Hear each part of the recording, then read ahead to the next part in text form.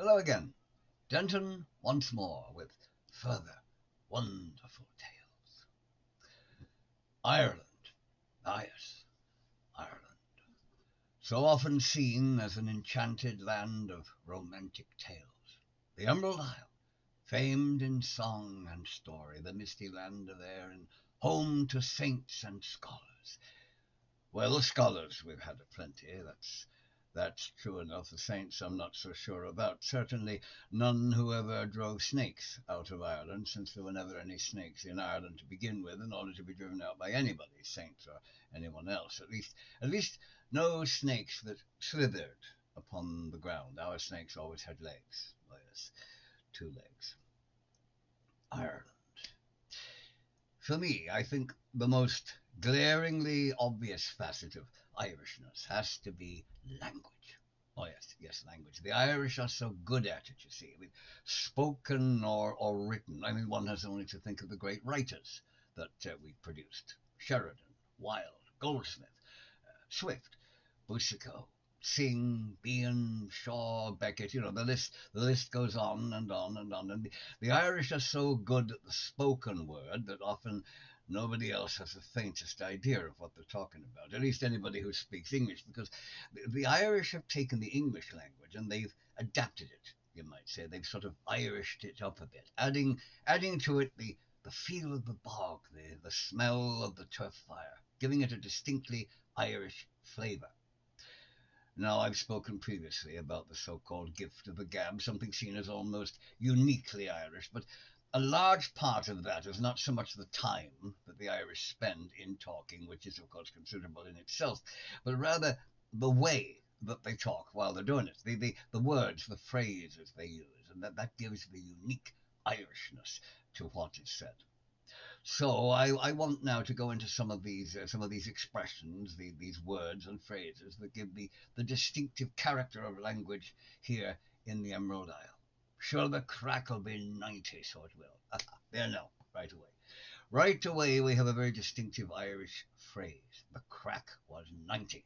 Totally incomprehensible to foreigners.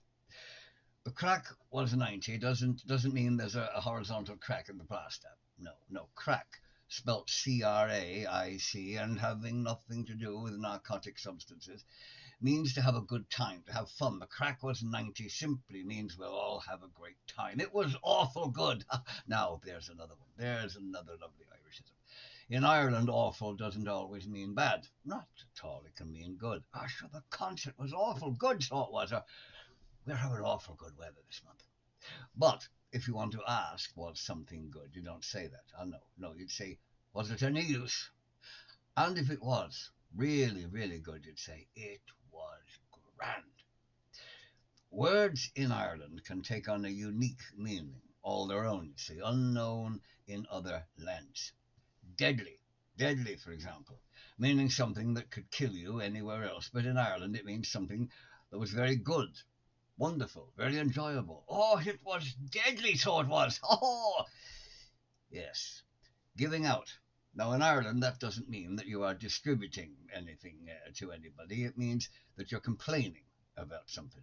Sure, he's always giving out about something, so he is. Acting the maggot. Nothing to do with little wiggly wormy things. No, no, that means being silly, doing it intentionally. He's always acting the maggot, that fella, you know. How's she cutting? A knife is not required. That simply means that, how are you doing? How's it going? Get up the yard. Now, you're not being told to actually go up a yard. It means, oh, I don't agree. Go away. Get lost. Gas. Not an actual gaseous substance, nor fuel for a car in America, but it means something interesting, something amusing. Oh, that's great gas, so it is. That's great gas. Having a few scoops. You might think that's a reference to ice cream, but it actually means going and having a couple of drinks. A yolk. Now, a yolk. A yolk in Ireland has nothing whatsoever to do with eggs. It is a thing in the sense of, will you pass me that yolk there? A yolk, well, a yolk can be anything. To be banjaxed in Ireland is to be broken beyond repair. But the jacks, well, the jacks is the toilet. They can have bags of it. Now, that means that somebody did a really bad job of something. I told him to fix the broken tile, and he went and made her write bags of it. Doing a line. No. Doing a line in Ireland does not mean that you're snorting coke. It means that two people are simply dating. Actually, Pat's doing a line with Molly. Family titles and endearments in Ireland can often sound a little bit offensive, perhaps, to foreigners. For example, your father is your old fella, and your mother is affectionately referred to as your old one, which in any other country, I suppose, would be seen as a rather dismissive and possibly, not very caring reference, but not in Ireland. I know, not at all, not at all. And we have some quite colourful sounding terms for people too, such as a gombeen. Oh, now a gombeen is a shady, small-time person always on the lookout for a quick profit and not exactly honest about getting it either. Oh, not at all. The gombeen man was often a moneylender, for example, perfectly suited to that job. And a sliveen. Now, a sliveen is an underhanded, sly, and untrustworthy individual, both types to be avoided if possible.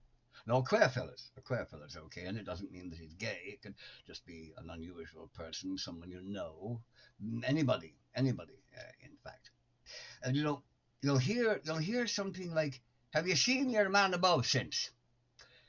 Now that does require a little translation for the poor benighted foreigner. Your man. Now, your man can refer to anybody of the male gender, at least. And no name is needed, since whoever is being asked about your man is assumed to know which particular unnamed person of the male gender is being referred to. And likewise, the since. Since what, you might ask? Well, that too is assumed to make perfect sense and will be understood by the other person. And above, used in a sentence like, "I saw your man above about that." Well, that doesn't mean someone is actually somewhere up there. It means he's somewhere else. Above can refer to anywhere somebody happens to be other than here. And again, about that. See, that will be understood without what the that actually is being mentioned. No, there's quite a bit of guesswork in Irish conversation. There are times you really have to work at it. At least if you're a foreigner. For the native Irish, of course, comprehending the totally incomprehensible, well, it just comes naturally. You see, it's something we can do. That is why you could sit in a pub in Ireland, and you could listen to a conversation going on right beside you and never have the slightest idea of what they're actually talking about, because they may never mention it. You see, they know what they're talking about, but you won't, because of the assumed knowledge required to hold the conversation. Assumed knowledge is a vital part of Irish pub talk. Knowing the meaning of what is not actually said. It might go something like this.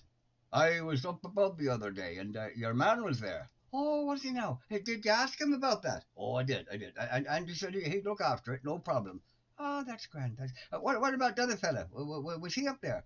"Oh, the queer fella, like." "Aye, I haven't seen him for donkey's years, but I heard he was back." All that he is. He was working over beyond, up at the big place." "Oh, I heard that.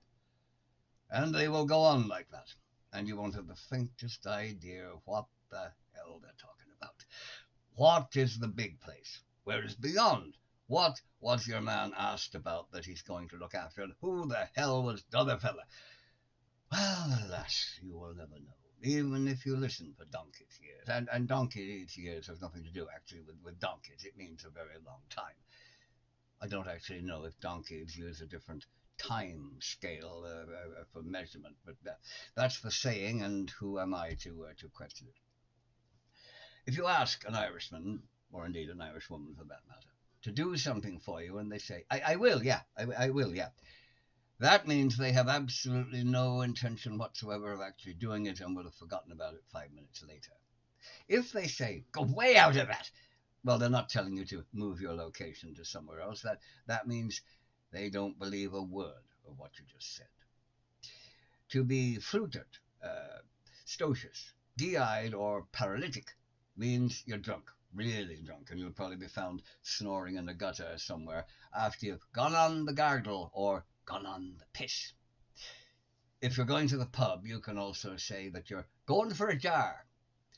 in a pub, often referred to as the boozer. Unless you specify something else like beer or ale, you will get Guinness if you just ask for a pint. A pint is assumed to be Guinness unless otherwise stated. And if someone says that they're going down to the offo, well, that means the off-license premises, as they're called, or the liquor store to Americans, where you can purchase your alcoholic requirements for home consumption later on. To be knackered in Ireland means that you're absolutely exhausted, so you can hardly hold your head up. But now to be called a knacker, oh, that's very offensive. Because that's a rude term for the travelling people. They do not like it one bit. And it could earn somebody a thick lip when they get punched. There was a newspaper down in Cork, Cork Examiner, a very famous newspaper. But nobody ever called it that. You didn't ask for a copy of the Cork Examiner. You didn't even ask for the Examiner. You'd ask for the paper. Give us the paper. And like that, usually in the plural. You weren't me. You were us. It's common, you see, to refer to yourself in the plural. It's usually give us, not give me. Foreigners, of course, could be excused if they said that there's actually only one of you. Yes, well, you're in Ireland, you see. Now, if you want blessings, if you want curses, if you want advice, or just a little common sense, Ireland is the place to go. Oh, yes, I tell you, especially curses. Oh, there's some fierce curses in Ireland, so there are curses that have put the fear of God into you, so they would. May the cat eat you, and then may the devil eat the cat. Now that's telling you. Or, may you be afflicted with a powerful itching, without the benefit of you being able to scratch it. May you die in a town with no priest. May you go down to hell and have given a drop of porter to quench your thirst. Oh, no, that'll sort you out right enough. There's good advice. There's a lot of good advice to be found in Ireland. Like you can't make racehorses out of donkeys, which is probably very true, I suppose. If you want praise, then die. If you want blame, get married. Don't be breaking your shins on a stool that's not in your way. And that is extremely good advice. 'Tis better to be a coward for a minute than dead for the rest of your life. And you can't argue with the wisdom of that one. And some blessings. Some blessings may come your way too, because we're quite good here at blessings. May you live as long as you want and never want as long as you live. May your neighbours respect you, troubles neglect you, the angels protect you, and heaven accept you. May your troubles be as few and as far apart as me grandmother's teeth. That's a good one, I think. May you die in bed at 95 years of age, shot by a jealous husband. May the good Lord take a liking to you, but not too soon. And, of course, the oft-quoted one that you hear all the time. May you be in heaven an hour before the devil knows you're dead. Oh, sure, I could go on and on, and on and on and on ad infinitum with these quaint sayings. The list is almost endless, like the Irish ability to talk. If a really long filibuster were to be required in the American Congress, getting an Irish person to do it would be the best choice, because they don't know when to stop talking as it is. I hope you enjoyed this little look at a very large subject. So as we might say, I'll love you and I'll leave you. Goodbye for now, and may the road rise before you on your travels. Till the next time.